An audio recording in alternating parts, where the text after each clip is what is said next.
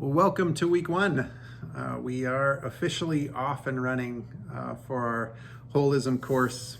And our first week, we are going to, the theme of the first week is just generally holism. I think our goal here is to try to wrap our heads around what this actually means. I think we've got a bit to read here in the first week. As I mentioned in the introduction, the course introduction video, that we're going to read Ilia Delio's book, A Hunger for Wholeness. Not the whole thing, but a good chunk of it anyway. And at the same time, there are some daily reflections from the Center for Action and Contemplation that are written by Father Richard Rohr that we're going to read also. And I put in then a video. It's really an optional video for you to watch, but as I mentioned in the introductory, the course introduction video, Ilia's work is a little bit heady, and it's kind of hard to understand first read through. So she gave this book, A Hunger for Wholeness, was based off of a lecture that she gave in South Bend, Indiana in 2017, the Mendeleva lecture. And then they really essentially turned that into a book, or she, expanded on it into this book, and it was kind of one of her first real launches into this, specifically focusing on wholeness. But she also has a podcast too, if you're interested in this, that you can tune into. It's really well done. She does such good work. She's one of my most favorite authors. I've learned so much from her over the last few years.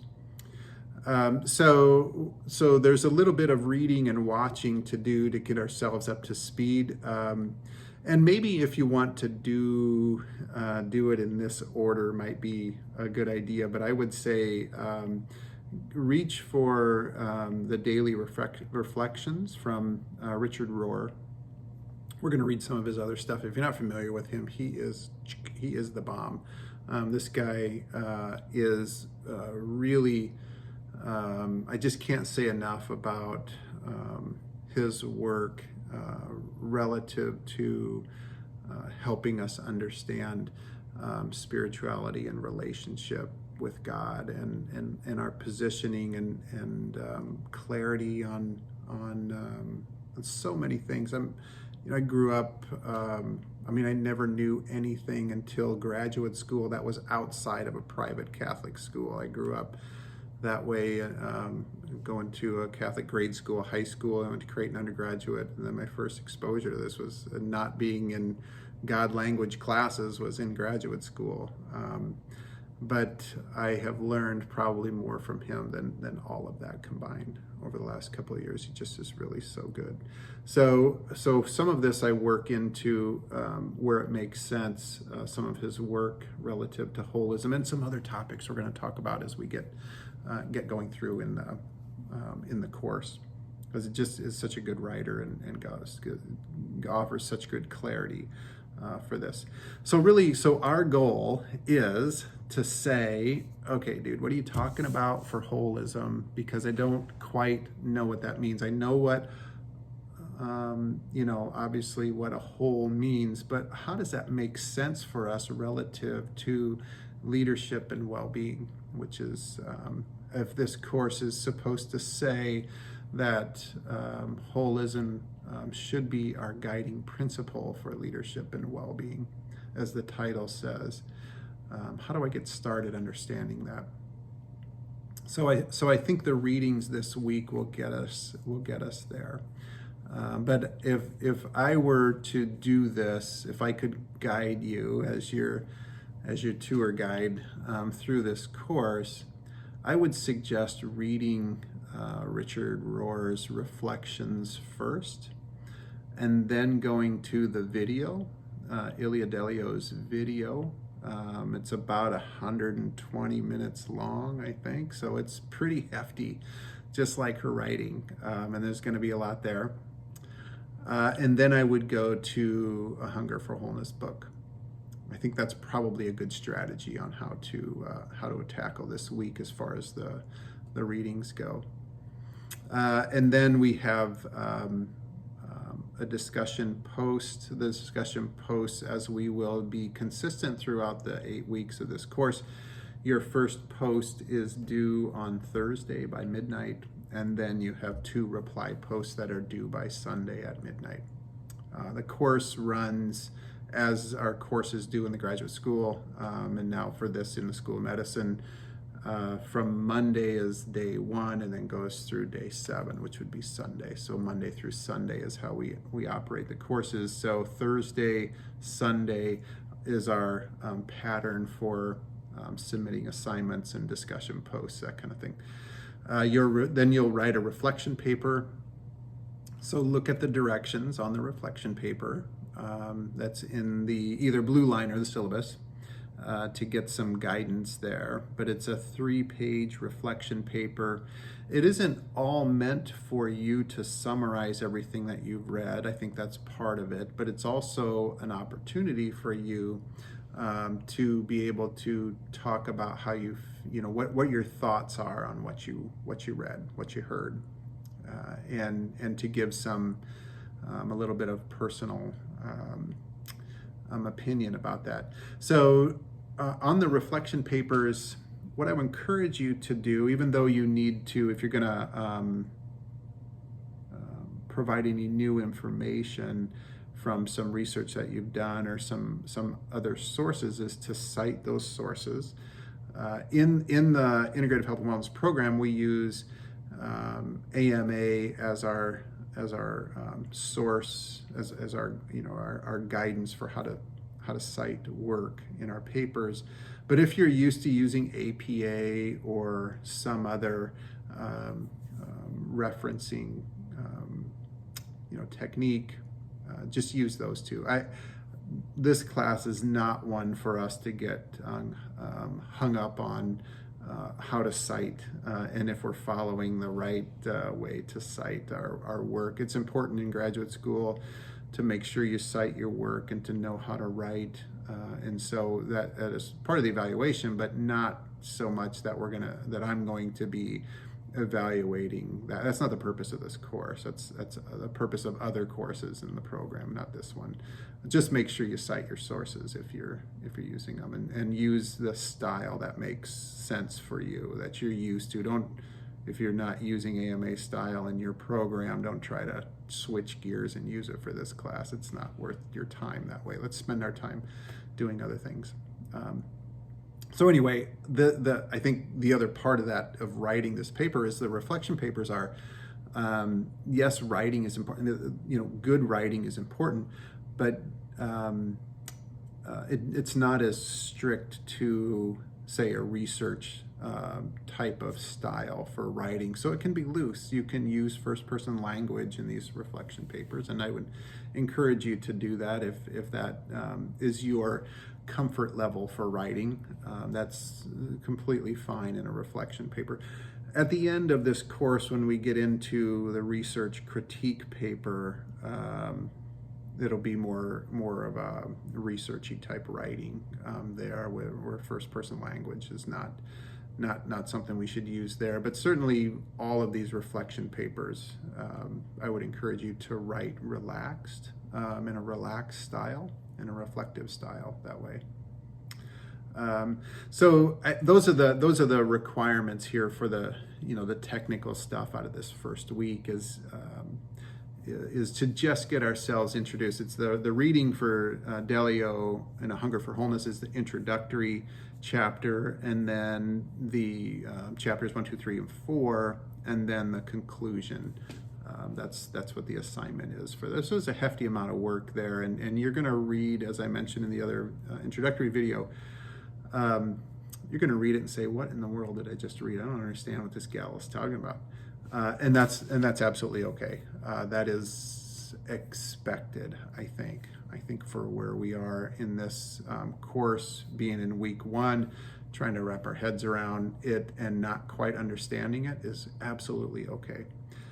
And so our goal is not to be, absolutely proficient in week 1 of this course, but is to, by the end of week 8, that we say, you know what, I kind of have an idea of where we're heading here. And I think sometimes in our courses that we have so much emphasis on knowing absolutely every piece of information that you're supposed to read, that we kind of lose focus on the grander picture. And I don't think I'd be doing justice to the concept of wholeness if I don't say our purpose in here is to try to wrap our heads around wholeness by the time we're done with the 8 weeks. Not to completely understand it, but just to wrap our heads around what this might mean and how I can build on this going forward. I think so. That's our goal. I think that's our realistic goal here. It's such a wonderful topic. It's such a broad and topic, but has great depth to it at the same time.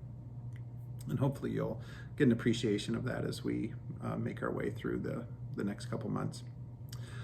So I mentioned in the introductory video that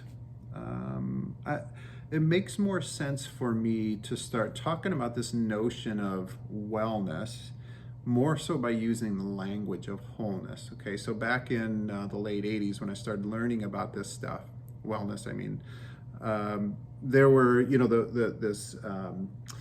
all these components that the authors that were coming up with these concepts were putting forward, and they were, saying, well, wellness is something that is a complete and total something that makes up our health. Okay, this is how we should describe our health in the broadest sense possible. I mean, can we wrap our arms around everything that is involved in how we would define health for ourselves, or how we would define health for our community, or for our organization, or for the people we work with, or for our family? There are many components, and we're really just, I think, over the last decade, starting to, I think, as a community, as a scientific community, academic community, trying to really understand what all of these components are, and I think getting an appreciation of how complex this is.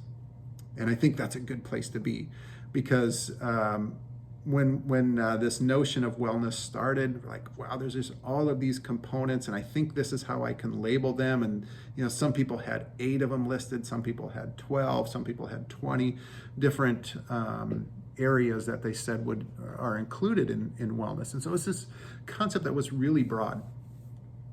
As time evolved from the late 80s, this is at least from my read when I started to learn about this, but as it evolved through the next couple of decades, it became it went from way out here to narrowing in to say wellness is really about eating right, exercising, getting enough sleep, and that's our wellness there. So it really became about eating and exercise, and that was mostly because of our obsession about obesity and body image, and whole nother story for a different day. But that had such a that had such an influence, a big influence on what our ideas about wellness were. We kind of tracked it in and say, well, if I just eat the right amount of calories, do the right amount of exercise, then I'm going to be well. That's the messaging we were receiving from from vendors, from commercials, from magazines, from the stores we go into, from the people we talk to, from the news reports, and it greatly influenced us. And we lost this idea of wellness because it all became about, well, just eat right and exercise and you should be okay. And we know that that's not right. Hopefully we know that's not right. We see things like anxiety and depression and mental health just being continuing to be such a prevalent issue. Just side story, when we started this cardiovascular and diabetes risk reduction program at Creighton, 15 years ago, our greatest issues for our employees, our health issues, were cardiovascular related. But within about 10 years of us starting that program, our greatest issues became anxiety and depression. It was mental health, and it's still mental health. And it wasn't just at Creighton. This is something that is prevalent throughout the United States, the Western world, and I think even beyond that now, where the Eastern world didn't affect so much in the past, but now it is because of our influence. So I think it's safe to say that mental health issues are probably our greatest threat to health, as far as if we can put our finger on something. And so how does that play into this idea of wellness?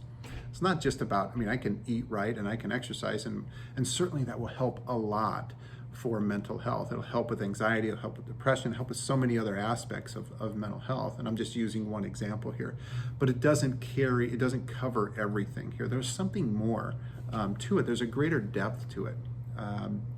And so what we hope to do in this course is to get to that greater depth, this ever expanding idea about what is all involved in this, in our health. And so I think our goal here, as I mentioned, our goal for week 1 is to just get a little bit of an idea of what wholeness might, or holism might mean relative to our health. And as we keep rolling through, we're going to keep tying this back to how does this affect our leadership? How does this affect our personal health? And I think there's so much data now that it probably goes without saying and data, but I mean, this is the academic talking, but I think personal experience from everybody is to say, if I feel better, then my interactions, my relationships with other people are better. And this is where the leadership piece comes in, and looking at how we can't uncouple the two, and that our personal health, our corporate health, all have an effect on our relationships with other people. And through those relationships is how we lead, and our leadership style, and how we're able to interact. And so once then, and speaking specifically about wholeness, once, so here's your overall nutshell about this thing. Once I realize that I'm not just an entity within myself, in that if I just eat right and exercise, then it'll be, everything is going to be fine and dandy. That there are other factors that contribute to this fine and dandiness, and that's beyond me as my individual bubble, individual Tom Lenz, that it's broader than that. There's something more to it than that. And I realize that I'm part of something bigger than just my own little bubble. Then I start to see things in a different way, and start to see through this gaze of wholeness. But once I start seeing it in myself, I start seeing it in other people too. And I can't unsee it. Because once you realize that you are part of the whole, and that you can't be whole unto yourself, your personal wholeness can't get there unless you realize that you're only just part of the whole. It's paradoxical, right? That everybody else is in the same boat. And so while I'm in this leadership position, whether it's leading other people or students or whomever, my wholeness depends on them. Their wholeness depends on me. We're all in this wholeness together, and we're all part of this grand picture. And so that type of perspective is where we connect these things about leadership and well-being, because well-being, from the greatest definition, the largest definition, is all things considered for health. It's not just that my blood pressure is under control. It's about my anxiety and my depression, and my relationships with other people, my relationships with nature, my relationship with God, my relationship with my dog. Everything is moving in the right direction for health-wise. Okay, and that all of those connections are part of the grandness of the whole. And so as we're going to get moving forward into this is getting into our week 2 conversation about interconnectedness, and how we, this relationality that we'll talk about, this relational exchange that we have with all things, where I give something and I receive something back, and then I give something again, and then I receive something back. This continual exchange that we have, not just with each other, but with God, with nature, with the cosmos in general, in the whole. This continual relational exchange that we experience makes us participants in the whole. And the whole can't be whole without us in it. And we can't personally feel whole unless we realize that we're part of that larger whole also. And so here's where we're headed. And so that's part of the introduction here to this first week. Hopefully it's something to think about. If you have any questions about what you're reading, Ilya's work or Richard's work, let me know. I'd be happy to discuss it with you. And then when we meet for our Zoom meetings, we can also kind of talk about that there. So anyway, good luck with the reading. Can't wait to read your reflections, your discussions, and see what y'all think about this stuff. All right, talk to you soon.